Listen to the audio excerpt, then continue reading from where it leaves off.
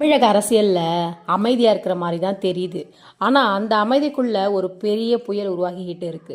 ஒரு பக்கம் சினிமா ரசிகர்களின் பேராதரவுடன் உயர்ந்து வரும் முதலமைச்சர் விஜய், மற்றொரு பக்கம் அரசியல் ஆட்டத்தை அமைதியாக கணக்கிட்டு விளையாட தயாராக இருக்கும் அண்ணாமலை. திமுக, அதிமுக இதெல்லாம் பின்பக்கம் போகும் அளவுக்கு புதிய அரசியல் மோதல் உருவாகுது. 2029க்கு தமிழ்நாட்டை வழி நடத்த போறது யார்? விஜயா, அண்ணாமலையா? இது சாதாரண அரசியல் போட்டி இல்லைங்க. இது தமிழ்நாட்டின் அடுத்த தலைமுறையை தீர்மானிக்கக்கூடிய மோதல். வாங்க முழு விவரத்தையும் பார்க்கலாம். வீடியோவை ஸ்கிப் பண்ணாமல் பாருங்க. விஜய்க்கு உண்மையான சவால் அண்ணாமலையா? 2029 குறிவைக்கும் பாஜக திட்டம். ஏன் பாஜக அமைதியாக இருக்கிறதுனா, இப்போதைய அரசியல் சூழ்நிலையை பார்த்தா தமிழகத்தில் தாவே காட்சி மிக வலுவாக இருப்பது போல தெரிகிறது. ஆனால் அரசியல் என்பது வெளியே தெரியும் காட்சி அல்ல, அதன் பின்னால் நடக்கும் கணக்கு தான் முக்கியம். சட்டமன்றத்தில் பாஜகவுக்கு தற்போது மிக குறைந்த பலமே இருக்கலாம். ஒரே ஒரு எம்எல்ஏ இருந்தால் கூட அரசியலில் அவர்கள் பலவீனமானவர்கள்னு அர்த்தம் இல்லை. ஏன்னா தேசிய கட்சிகள் நேரடியாக தாக்குவதற்காக பதிலாக சரியான நேரத்துக்காக காத்திருக்கும். அதே மாதிரி தான் பாஜகவும் தற்போது செய்கிறது. அவங்க அமைதியாக இருக்கிறாங்க, ஆனால் கவனிக்காமல் இல்லை. தாவேக அரசுடைய ஒவ்வொரு நடவடிக்கையும், ஒவ்வொரு தவறும், ஒவ்வொரு சர்ச்சையும் மிக நுணுக்கமாக கண்காணித்து வந்துட்டு இருக்கிறாங்க.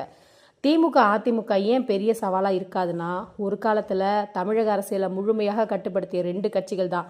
ஒன்று திமுக, இன்னொன்று அதிமுக. ஆனால் இப்போது நிலைமை மாறிடுச்சுங்க. மக்கள் புதிய முகங்களை தேட ஆரம்பிச்சிருக்கிறாங்க. அதனால தான் விஜயின் அரசியல் எழுச்சி இவ்வளவு வேகமாக நடந்தது. சினிமா ரசிகர்கள் மட்டும் இல்லாமல் இளைஞர்கள், முதல் முறையாக வாக்கு போட்டவங்க, அதுக்கப்புறம் அரசியலில் மாற்றம் வேண்டும் நினைக்கிற நடுத்தர மக்கள், இவங்களிடம் விஜய் ஒரு பெரிய தாக்கத்தை ஏற்படுத்தியிருக்கிறார். இதனால் பாரம்பரிய கட்சிகள் சிக்கலில் சிக்கியிருக்கின்றன. அவர்கள் இன்னும் பழைய அரசியல் மொழியிலேயே பேசி கொண்டிருக்கிறார்கள். ஆனால் விஜய் மக்கள் மனநிலையை புரிந்து கொண்டு புதிய பாணியில் அரசியல் செஞ்சு வந்துட்டு இருக்கிறாரு. அதனால தான் திமுகவும் அதிமுகவும் விஜய்க்கு எதிரான உண்மையான ஆபத்தா தெரியல. அண்ணாமலை ஏன் வேற லெவல் சவால்னா, ஆனால் ஒரு மனிதர் மட்டும் விஜய்க்கு பெரிய சவாலாக மாறக்கூடும். அவர் அண்ணாமலை. அண்ணாமலையின் அரசியல் பாணி முற்றிலும் வேறுபட்டது. அவர் நேரடியாக தாக்குவார், அதிரடியாக பேசுவார், சமூக வலைதளங்களில் ட்ரெண்டை உருவாக்குவார். முக்கியமாக அவர் உணர்ச்சியை கொண்டு அரசியல் செய்ய மாட்டார், அவர் நேரத்தை உருவாக்குவார். அதுதான் அவருடைய மிகப்பெரிய பலம். விஜய் மக்கள் ஆதரவை வச்சிருக்கலாம், ஆனால் அண்ணாமலை அரசியல் மைண்ட் கேம் விளையாட தெரிஞ்சவர். இருவரும் இளைஞர்களிடம் பெரிய செல்வாக்கு கொண்டவங்க. ஒருவர் சினிமா கவர்ச்சி, இன்னொருத்தர் அரசியல் ஆக்ரோஷம். இந்த 2இன் மோதல் தான் எதிர்கால தமிழக அரசியலின் மையப்புள்ளியாக மாறப்போகுது. எந்த ஆட்சியிலும் ஒரு சிறிய தவறு கூட பெரிய தாக்கத்தை ஏற்படுத்தும். அதுதான் அரசியல். தற்போது தாவேக ஆட்சி மக்கள் ஆதரவுடன் இருக்கலாம், ஆனால் மின்தடை, விலைவாசி உயர்வு, சட்டம் ஒழுங்கு பிரச்சனை அல்லது நிர்வாக தவறுகள், இவற்றில் ஏதாவது ஒன்று பெரிய அளவில் பிரச்சனை ஆச்சுன்னா அந்த இடத்தை பயன்படுத்த தயாராக இருக்கிறது பாஜக. அவங்க நேரடியாக சண்டைக்கு வர மாட்டாங்க. முதல்ல மக்களின் கோபத்தை புரிஞ்சுக்குவாங்க, அதுக்கப்புறம் அதனை அரசியல் சக்தியாக மாற்றுவாங்க. அந்த தருணத்தில் அண்ணாமலையை முன்னிறுத்தி மாற்றுத் தலைவன் என்ற நெரேட்டிவை உருவாக்க முயற்சி செய்வாங்க. இதுதான் தற்போது தமிழக அரசியலில் அமைதியாக நடந்து கொண்டிருக்கும் மிகப்பெரிய கணக்கு. விஜய் வர்சஸ் அண்ணாமலை, யார் பலம் அதிகம் தெரியுங்களா? விஜயின் மிகப்பெரிய பலம் மக்கள். அவரை ரசிகர்கள் தலைவர் மாதிரி மட்டும் பார்க்கல, நம்பிக்கைங்கிற உணர்வோடு பார்க்குறாங்க. ஆனால் அரசியல் என்பது ரசிகர் மன்ற கூட்டம் அல்ல, அது ஸ்ட்ராட்டஜி.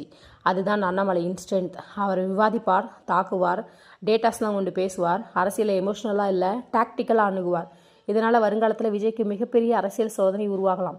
2029 தமிழக அரசியலில் புதிய முகம். 2029க்குள் தமிழக அரசியல் முழுமையாக மாறியிருக்கும். திமுக, அதிமுக மைய அரசியல் மெதுவாக குறையலாம். அதுக்கு பதிலாக விஜய் தலைமையிலான புதிய மக்கள் அரசியல் மற்றும் அண்ணாமலை தலைமையிலான தாக்குதல் மிகு தேசிய அரசியல் 2க்கும் இடையான மோதல் உருவாகலாம்.